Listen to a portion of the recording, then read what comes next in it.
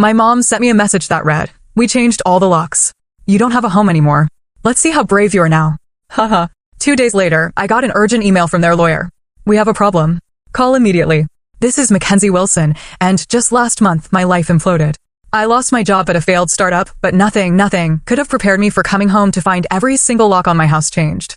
My phone buzzed with a text from my mother. We changed all the locks. You don't have a home anymore." Through my tears, I remember typing back, "How funny. How brave they think they are."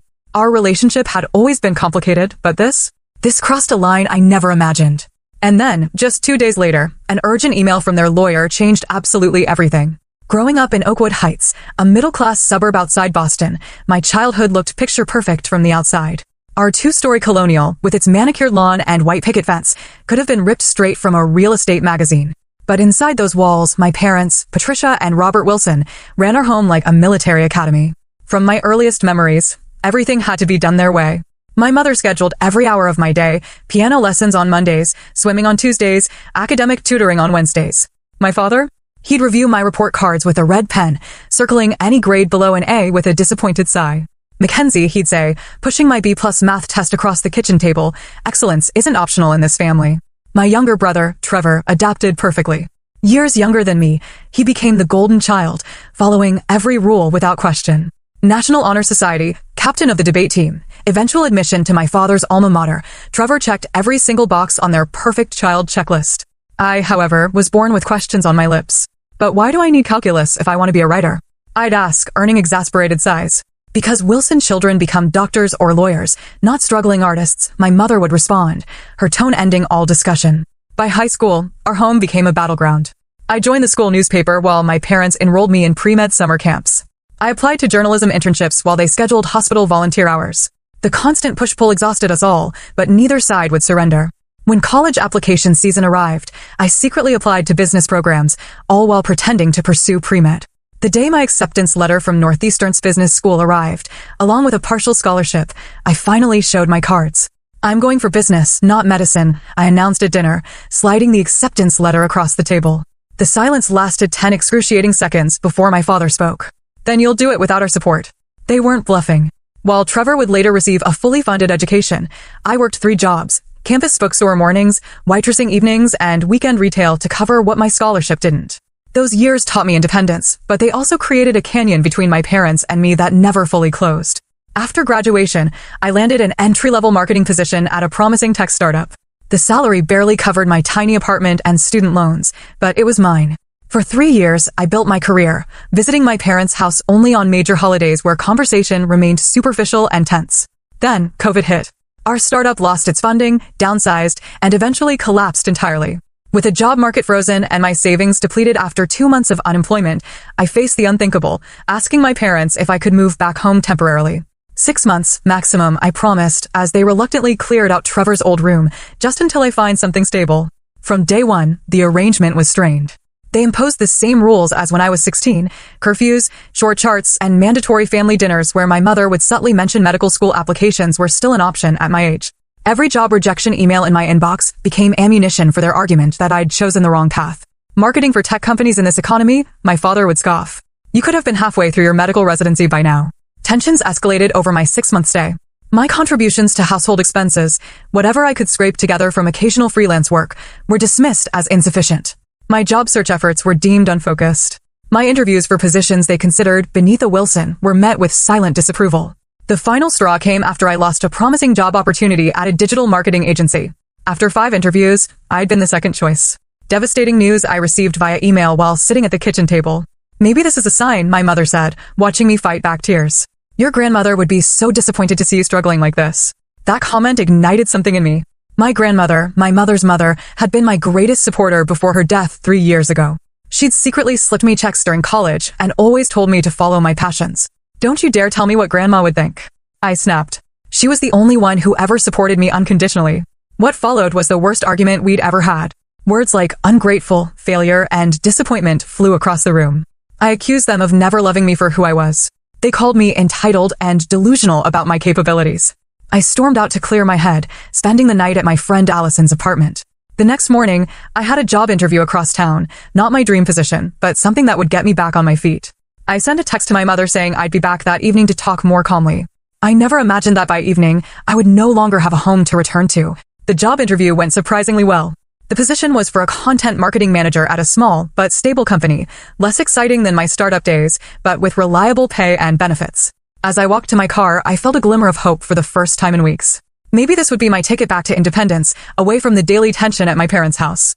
During the drive home, I even practiced what I'd say to smooth things over after last night's fight. Let's start fresh, I rehearsed. I have a good feeling about this interview, and I'm grateful for the roof over my head while I get back on my feet. It was just after 4:30 p.m. when I pulled into the familiar driveway. The house looked exactly as it had that morning. Neat hedges, my mother's garden gnome standing sentry, the American flag by the front door gently waving in the autumn breeze. Everything appeared normal. Then I tried to open the front door. My key slid into the lock but wouldn't turn. That's strange, I thought, jiggling it harder. Maybe it stuck?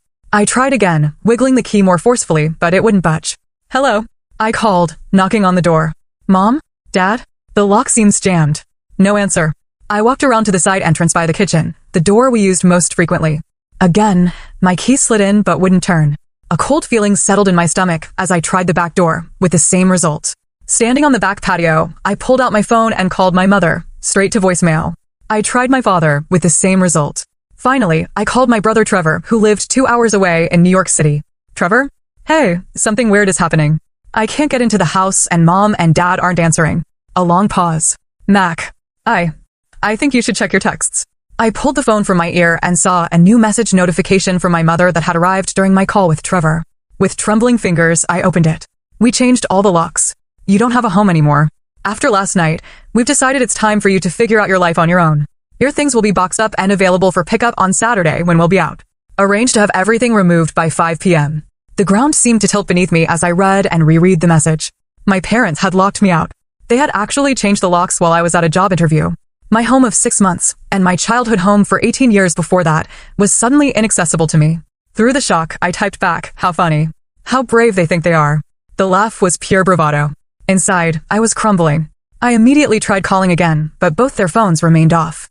I looked up at the house, at my bedroom window on the second floor, and realized all my possessions were inside. My clothes, my laptop, my portfolio, my birth certificate and passport. Everything. Mac, you still there? Trevor's voice came through the phone I'd forgotten was still connected. Did you know about this? I asked, my voice barely a whisper. Not until an hour ago. They called me after they did it. He sounded uncomfortable. Look, they're really upset about last night. Just give them some time to cool off. Time, Trevor? They've locked me out. All my stuff is in there. My documents, my work materials, everything. I have nowhere to go. Maybe stay with a friend for a few days? I'd offer my place, but Lisa's parents are visiting and... Forget it. I cut him off, anger replacing shock. Just tell them this is illegal. They can't just throw me out without notice. I'll talk to them, he promised weakly. Just don't do anything to make it worse, okay? I hung up and sat in my car, staring at the house where I'd grown up. Through the kitchen window, I could see my mother moving around, deliberately not looking outside. She knew I was here. They both knew. With shaking hands, I called Allison, the friend I'd stayed with the previous night. Ally, I need a huge favor. Can I crash on your couch again? My parents. My voice broke. My parents changed the locks. They've kicked me out. Allison's outrage was immediate and comforting. They did what? Of course, you can stay here. Oh my God, Mac, that's horrible. Do you need me to come get you? No, I have my car. I'll be there in 20 minutes. Thank you so much. As I started the engine, Mrs. Henderson, the elderly neighbor who'd lived next door since I was a child, approached my window with concern written across her face. Mackenzie dear, is everything all right? I saw you trying the doors. I could barely meet her eyes, humiliation burning through me. My parents changed the locks, Mrs. Henderson. They've decided I'm not welcome anymore. Her face fell. Oh, sweetheart, that's not right. Do you have somewhere to go? Yes, a friend's place, but all my things are still inside. She patted my hand through the window. I'll keep an eye out. If I see them leaving, I'll let you know. Maybe you can get your essentials then. I thanked her and drove away, watching my childhood home recede in the rearview mirror, feeling like I was 16 again, powerless, misunderstood, and completely alone. That night on Allison's couch was the lowest point of my adult life. After she went to bed, I finally allowed myself to break down completely. The betrayal cut deeper than I could have imagined. These were my parents, the people who were supposed to love me unconditionally. Instead, they'd literally locked me out of their lives because I didn't fit their predetermined mold. I scrolled through old family photos on my phone until 3 a.m., wondering where it all went so wrong and how I would rebuild my life from scratch with most of my possessions held hostage. Little did I know that in just 2 days, an unexpected email would turn the entire situation upside down. Waking up on Allison's couch the next morning, it took a few disorienting seconds to remember why I wasn't in my own bed. Then reality crashed down. I was effectively homeless. The validation of having a permanent address, a key that opened a door to my own space, had been stripped away overnight. I made coffee, Allison said, padding into the living room in fuzzy slippers. Her one-bedroom apartment was tiny but cozy, filled with plants and colorful throw pillows. And I called in sick to work. Figured you could use the company. You didn't have to do that, I said, fighting back a fresh wave of tears at her kindness. Well, someone should be on your side. She handed me a steaming mug. So, what's the plan? Plan. Right. I needed a plan. First, I tried calling my parents again. Both numbers went straight to voicemail. I left messages that started calm and became increasingly desperate. Mom, Dad, please call me back. We need to talk about this. This is illegal. You know you can't just throw someone out without notice. Please, at least let me get my important documents and work computer. No responses. Around noon, I drove back to the house, hoping to catch them leaving or returning so I could talk face to face. The driveway was empty, but both their cars were gone. I'd forgotten it was Wednesday, my mother's standing lunch with her church friends, my father's golf day. Mrs. Henderson spotted me from her garden and hurried over.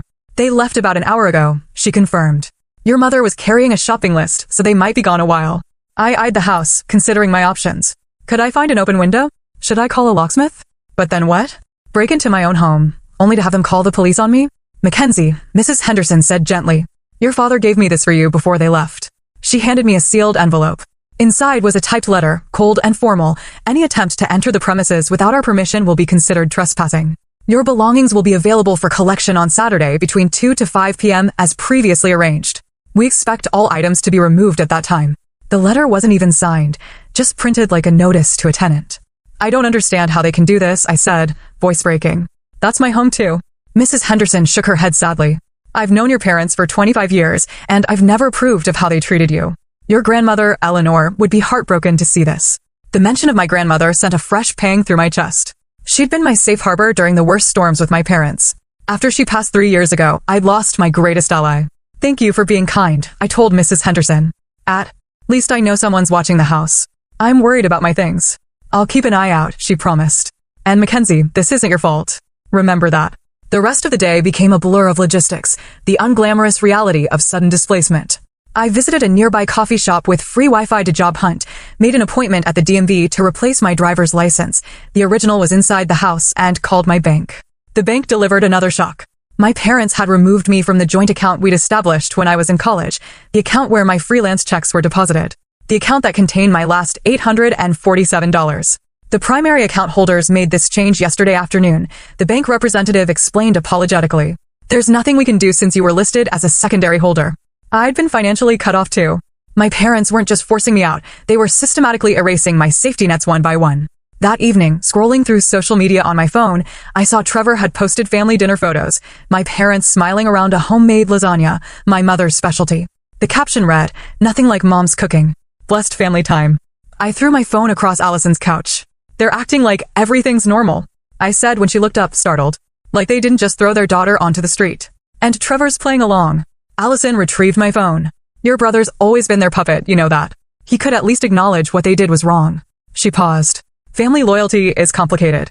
Speaking of which, you can stay here through the weekend, but Ethan's moving in Monday, remember?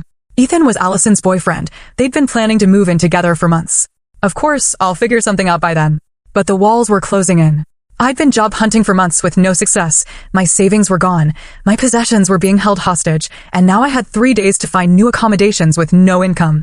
That night, sleeping fitfully on Allison's couch, I was plagued by stress dreams, showing up to job interviews naked, running through endless hallways of locked doors, my parents laughing as I frantically tried key after key. I woke up exhausted, with a tension headache pressing behind my eyes. You look terrible, Allison said, not unkindly. Maybe you should talk to someone. Like a therapist. With what money? No, like a lawyer. What your parents did has to be illegal.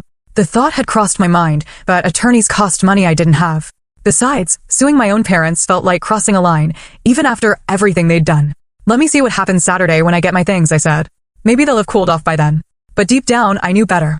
This wasn't a spontaneous action. It was the culmination of years of conditional love. My parents had finally found the ultimate way to control me by removing my security completely. That afternoon, I used the last of my cash to buy a prepaid phone card, worried my phone bill wouldn't process with my account frozen. I was applying for a barista position, Any job would do at this point when my email notification chimed. Sender, Sanders and Wilson Law Firm. Subject, urgent, regarding Wilson family property and assets. My heart plummeted. Were my parents actually suing me now? For what? Being a disappointment?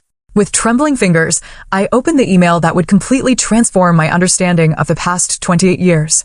The email began formally. Dear Miss Wilson, I am contacting you regarding urgent matters pertaining to the Eleanor Wilson Trust, for which our firm serves as legal executive. Recent events have necessitated our immediate intervention. Eleanor Wilson? My grandmother? I read on, my heart racing. It has come to our attention that your current residential status has been compromised, which constitutes a direct violation of the terms established in your grandmother's trust. We request an immediate consultation to discuss your legal options. The message included contact information for Jonathan Peters, senior partner, and requested I call at my earliest convenience.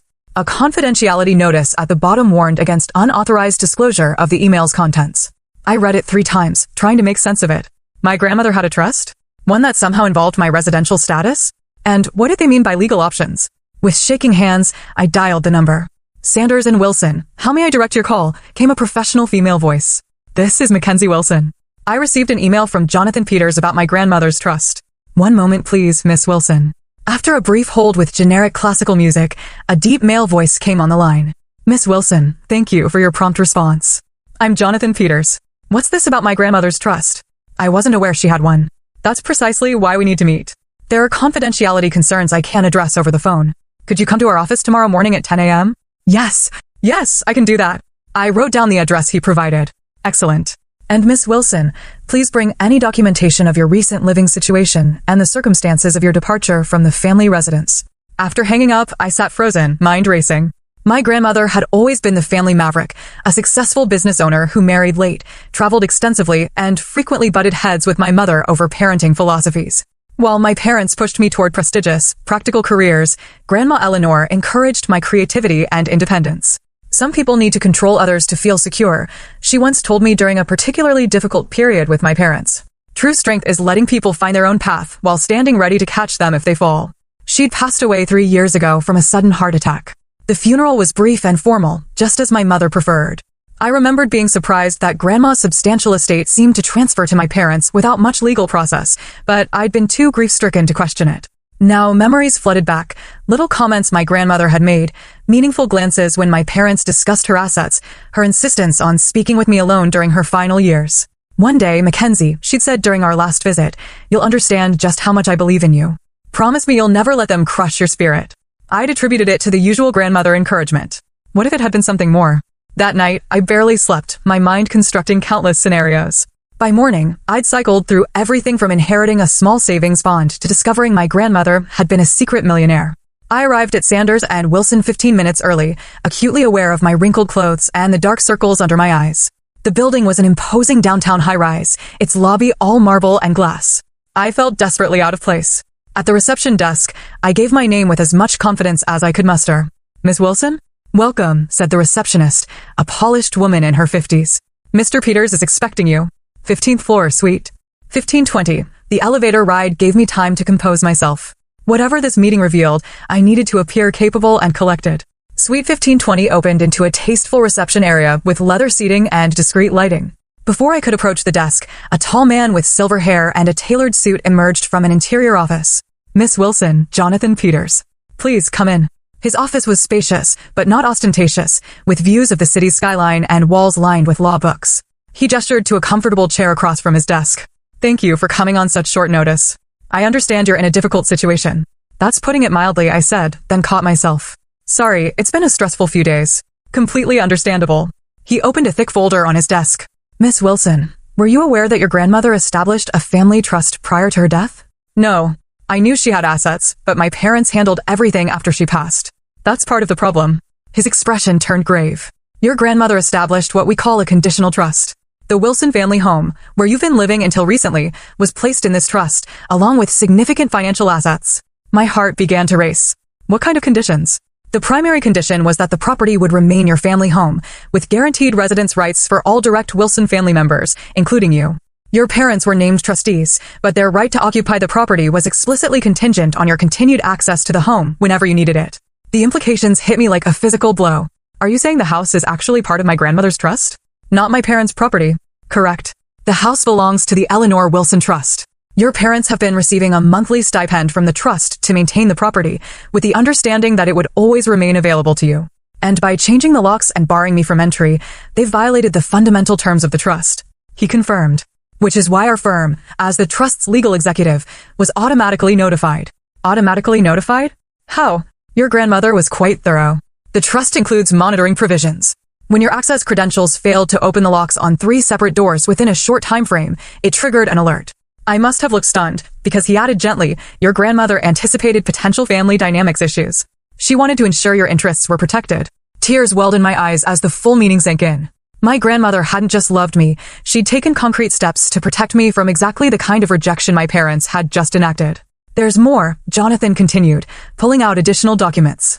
The trust includes substantial educational funds that were to be made available to you upon request. According to our records, you've never accessed these funds despite completing your degree. Did you apply for these through your parents? No, I whispered. I worked multiple jobs to put myself through college. My parents said they wouldn't support my business degree. Jonathan's expression darkened. I see. That's extremely concerning, as your parents, as trustees, were legally obligated to inform you of these available funds. We'll need to investigate whether there's been financial impropriety. The room seemed to spin around me. Not only had my parents locked me out of a home that wasn't technically theirs to control, but they might have been withholding education funds specifically designated for me. What happens now? I asked, my voice barely audible.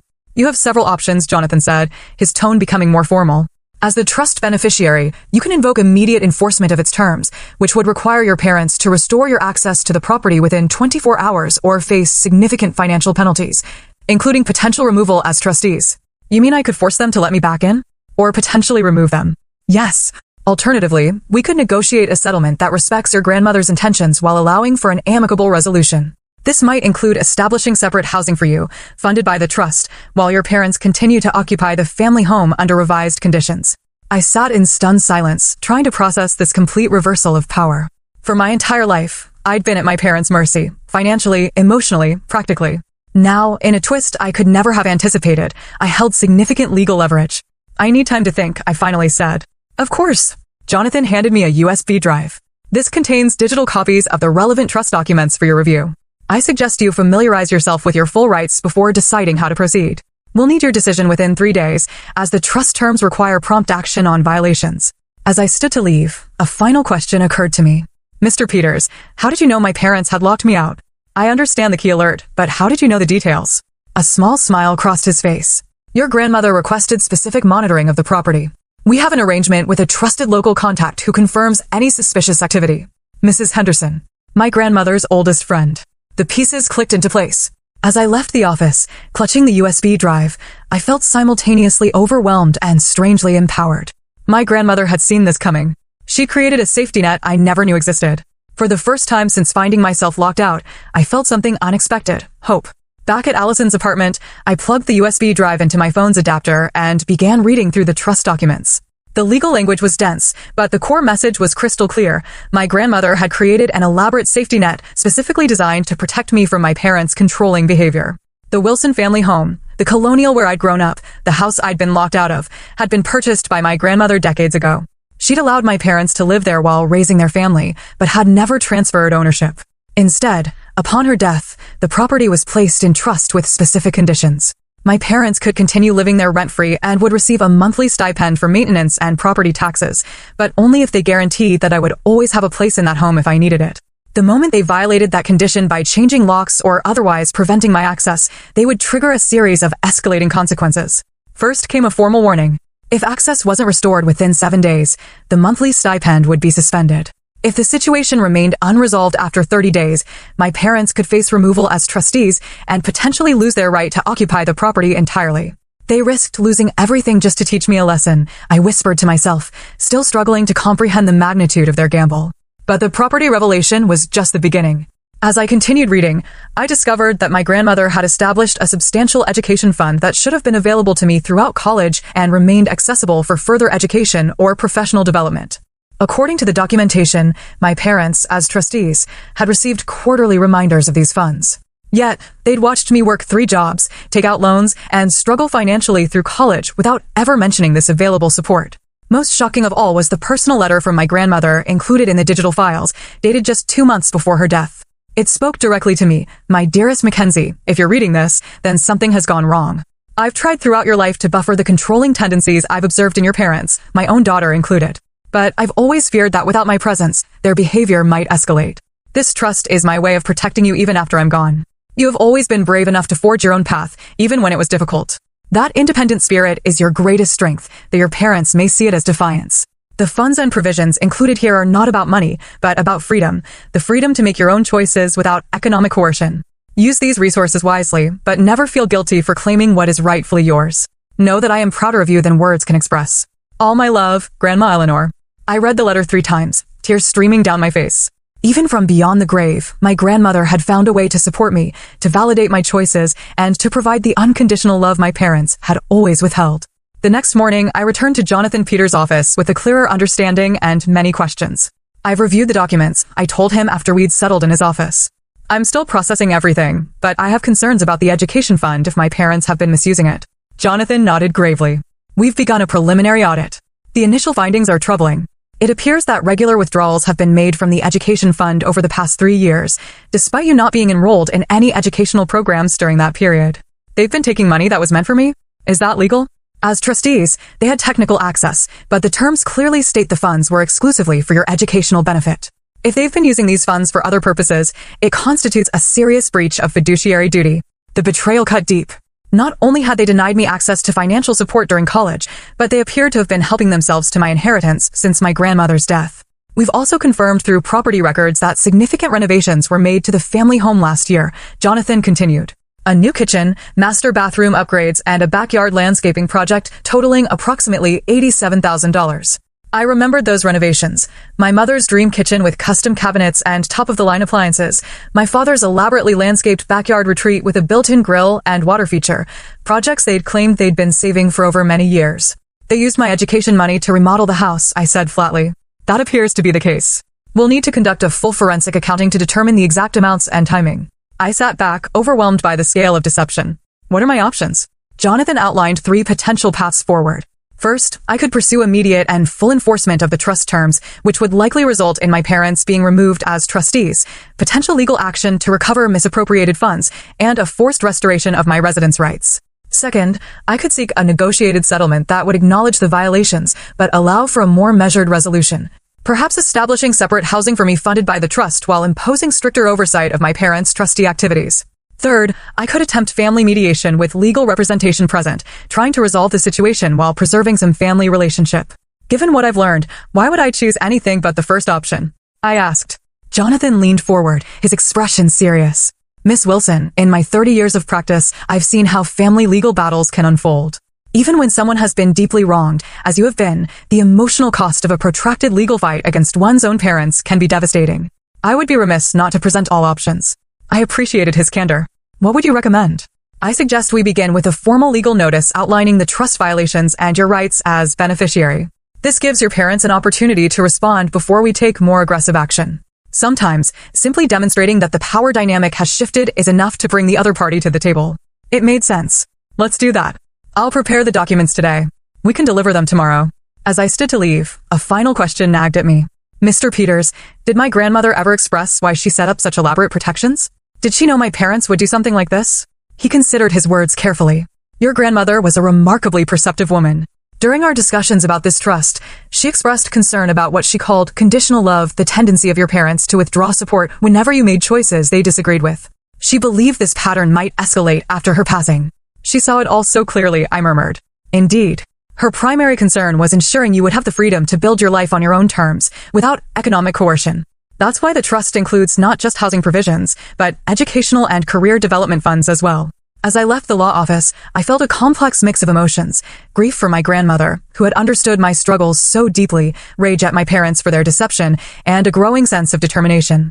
This wasn't just about reclaiming my place in the family home anymore. It was about standing up for myself in a way my grandmother had always believed I could. The formal legal letter was delivered to my parents the following day by courier. Jonathan called to confirm receipt and warned me to prepare for their reaction. It came within hours, a barrage of calls and texts from both parents, ranging from incredulous to furious to suddenly conciliatory. What is the meaning of this? My father demanded in his first voicemail. Some lawyer shows up with ridiculous accusations about your grandmother's wishes. This is outrageous. My mother's approach was more emotional.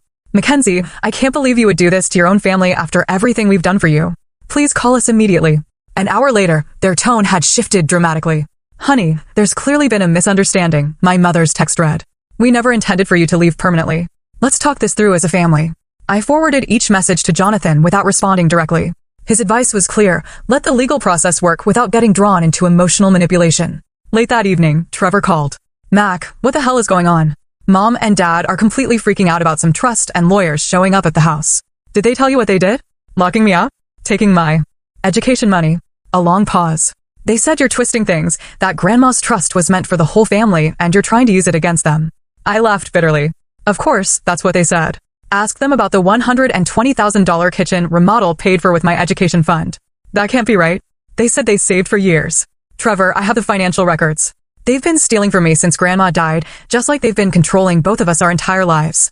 Another long silence. I don't know what to believe right now. Then come to the meeting Jonathan is arranging. A formal discussion with all parties present. See the evidence for yourself.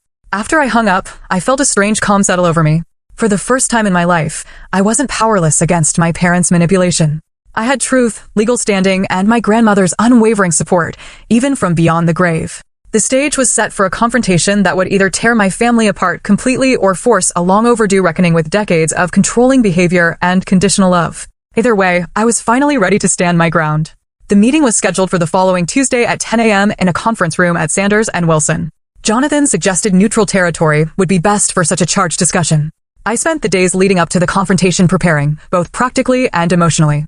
Jonathan provided me with a complete financial breakdown of the trust, highlighting specific instances where funds designated for my education and welfare had been misappropriated. The total exceeded $120,000 over 3 years, money that should have supported my education and career development. Allison helped me assemble a professional outfit from her closet, since most of my clothes were still at my parents' house. You need to look like you're in charge, she insisted, lending me a tailored navy blazer and crisp white blouse. The morning of the meeting, I arrived 30 minutes early, my stomach in knots despite my preparation. Jonathan met me in the lobby. Remember, he advised as we rode the elevator, this isn't about punishment. It's about establishing boundaries and ensuring your grandmother's wishes are honored moving forward. The conference room was intimidatingly formal, a long mahogany table surrounded by leather chairs, water pitchers, and glasses at each place setting. Jonathan had arranged for an associate to take notes and for a financial advisor from the trust management team to be present. At precisely 10 a.m., my parents arrived, accompanied by a lawyer of their own, Gregory Walsh, a longtime family friend and my father's golf partner. My brother Trevor slipped in behind them, looking uncomfortable and out of place. The initial greetings were stiff and formal. My mother attempted to approach me with an embrace, but I stepped back, maintaining professional distance. Her hurt expression might have affected me once, but I now recognized it as a manipulation tactic. Once everyone was seated, Jonathan opened the proceedings. We're here today to address serious concerns regarding the administration of the Eleanor Wilson Trust, specifically violations of the residence provision and potential misappropriation of designated funds. My father immediately interrupted. This is ridiculous. Eleanor was my mother-in-law. We had countless conversations about her wishes for the family home. With all due respect, Mr. Wilson, Jonathan replied evenly, the legal documents speak for themselves. The trust terms are explicit regarding Miss Mackenzie Wilson's guaranteed right to reside in the family home whenever needed. He slid copies of the relevant trust sections across the table. Furthermore, he continued, our financial audit has identified numerous withdrawals from the education fund that appear to have been used for home renovations and personal expenses rather than Miss Wilson's educational benefit, as stipulated. My mother's face had gone pale. My father looked between his lawyer and Jonathan, clearly unsettled by the directness of the accusations. Mr. Walsh cleared his throat. We acknowledge there may have been some technical violations of the trust terms, but these were minor administrative oversights, not deliberate breaches. Changing the locks to explicitly bar a beneficiary from the residence is hardly a technical violation or administrative oversight, Jonathan countered, his tone still professional but with an edge of steel. Nor is withdrawing over $120,000 from a designated education fund for personal home improvements. Trevor's head snapped up. $120,000? Mom? Dad? You said it was just some maintenance expenses. My father shot him a warning look. For the next hour, Jonathan methodically presented the evidence, financial records, property invoices, text messages documenting the lockout, and my grandmother's explicit instructions regarding my welfare. With each new piece of evidence, my parents' position weakened visibly. Finally, when the financial presentation concluded, Jonathan turned to me. Miss Wilson, would you like to address your concerns directly? Taking a deep breath, I looked directly at my parents for the first time since the meeting began. My entire life, you've used financial control as a weapon. When I chose business over medicine, you cut me off completely. You watched me work 3 jobs through college without ever mentioning the education fund Grandma established for me. And when I needed shelter during a difficult time, you exploited my vulnerability to reassert control over my life. My voice grew stronger as I continued. What hurts most isn't the money. It's that you betrayed not just me, but Grandma Eleanor too. She trusted you to honor her wishes, to support my independence even when you disagreed with my choices. Instead, you violated that trust in every possible way. My mother's eyes filled with tears. We only wanted what was best for you, Mackenzie. We've always just wanted you to succeed. No, I replied firmly. You wanted me to succeed on your terms, following your plan. That's not love. That's control. My father, looking cornered, finally erupted. This is how you repay us for raising you, by sicking lawyers on your own family? Your grandmother would be ashamed. Actually, Jonathan interjected smoothly. Mrs. Eleanor Wilson anticipated this exact scenario. That's why she established the monitoring protocols and enforcement mechanisms in the trust. She left explicit instructions regarding her concerns about your controlling behavior toward Mackenzie. He produced my grandmother's letter, copies of which were distributed around the table. As my parents read her words, the fight seemed to drain out of them. My mother covered her mouth, tears streaming freely now. Trevor, who had been silent throughout most of the meeting, finally spoke. I had no idea any of this was happening. Mac, why didn't you tell me how bad things were? Would you have believed me? I asked gently. You've always seen a different version of Mom and Dad than I have. He looked down, acknowledging the truth of my words. After a moment of heavy silence, Jonathan redirected the conversation. We need to establish a path forward that honors the trust terms while allowing for family healing, if possible. Miss Wilson has prepared a proposal. I nodded, pulling out the document I'd prepared with Jonathan's help. I'm not interested in punishing you or creating an ongoing legal battle, I began. What I want is independence and a recognition of the harm that's been done. My proposal has 3 parts. I outline my terms clearly. First, the trust would purchase a small condo for me using a portion of the education funds that should have been available during college. This would provide me with stable housing while I rebuilt my career. Second, my parents could continue living in the family home, but financial oversight of the trust would transfer to an independent trustee to prevent further misuse of funds. Third, we would commit to family therapy to address the patterns of control and conditional support that had damaged our relationship for decades. And if we refuse, my father asked, though his usual confidence had evaporated. Jonathan answered before I could. Then we proceed with formal enforcement of the trust violations. This would likely result in your removal as trustees, potential legal action to recover misappropriated funds, and a significant reduction in your benefits under the trust. Mr. Walsh leaned over to whisper something to my father, who listened with a tightening jaw before finally nodding. We'll need time to review the proposal in detail, Mr. Walsh stated formally. Of course, Jonathan replied. We can give you 48 hours. After that, we'll need to proceed with enforcement actions as required by the trust terms. As the meeting concluded, my mother approached me while my father was speaking with their lawyer. Mackenzie, she said quietly, I never meant. I didn't realize how this looked from your perspective. It wasn't an apology, not really, but it was perhaps the closest she could come in that moment to acknowledging harm. I know, Mom, I replied. That's why I included family therapy in my proposal. We need to learn how to communicate without control or manipulation. She nodded, a complex mix of emotions crossing her face. As everyone filed out of the conference room, Trevor hung back to walk with me. I should have paid more attention, he said. I knew things were always tense between you and them, but I had no idea about the money or how they treated you during college. You were the good child, I said without bitterness. You never had reason to see that side of them. I want to help fix this, he offered. Whatever happens next. For the first time in days, I felt a glimmer of hope that some family relationships might be salvageable, even if they would never be the same. 47 hours later, Jonathan called with news. My parents had accepted the proposal, with only minor modifications to the therapy requirements. The process of establishing my new housing would begin immediately, and I would have access to the family home to retrieve my belongings whenever I wished. The confrontation hadn't been the dramatic showdown I'd imagined, with villains vanquished and justice thunderously served. Instead, it had been something more complex, a painful but necessary dismantling of harmful patterns that had persisted for decades. As I hung up the phone, I realized my grandmother had given me not just financial security, but something far more valuable, the opportunity to break this cycle of conditional love and control that had defined my family for generations. 1 month after the settlement, I stood in the living room of my new condo, still amazed by the turn my life had taken. The space was modest, but entirely mine, a 1-bedroom unit in a pleasant neighborhood, purchased with funds from my grandmother's trust. Natural light streamed through large windows, illuminating walls I could paint any color I wanted, shelves I could fill with books my parents would never approve of, and a life I could shape according to my own values. The settlement had proceeded smoothly. Once my parents accepted the inevitable, the trust purchased the condo and established a monthly stipend to help me rebuild while I searched for permanent employment. My parents retained the family home, but with an independent trustee overseeing all financial decisions related to the trust, a humbling arrangement for my father, especially. Most of my possessions had been retrieved from my parents' house during a tense but civil Saturday afternoon. Trevor had helped, acting as a buffer when my father made passive-aggressive comments about ungrateful children, and my mother vacillated between tearful appeals and cold silence. "They'll adjust eventually," Trevor had whispered as we loaded boxes into his SUV. This is the first time they've ever faced real consequences. The most challenging aspect of the settlement was the mandatory family therapy. Our first session had been nearly unbearable. My father initially refused to speak, my mother cried continuously, and the therapist, Dr. Bennett, had her work cut out maintaining any semblance of productive dialogue. Family patterns don't develop overnight, and they won't be resolved quickly either, she warned us at the end of that first difficult hour. This process requires commitment from everyone. To my surprise, my parents had continued attending. My father's participation remained minimal, but each session brought tiny moments of clarity. During our third meeting, my mother had acknowledged for the first time that her parenting had been shaped by her own mother's controlling behavior, the very pattern my grandmother Eleanor had tried to break. "Mom could be so critical," she admitted quietly. "Nothing I did was ever good enough. I promised myself I'd make sure my children succeeded where I had failed. I thought I was being a good mother by pushing you." It wasn't an apology, but it was the beginning of understanding. Meanwhile, I'd begun my own individual therapy with Dr. Rivera, a compassionate woman who specialized in family trauma. "What you're experiencing is a massive shift in power dynamics," she explained during our second session. "For your entire life, you've been the dependent one, the one seeking approval. Now, suddenly, you hold significant leverage.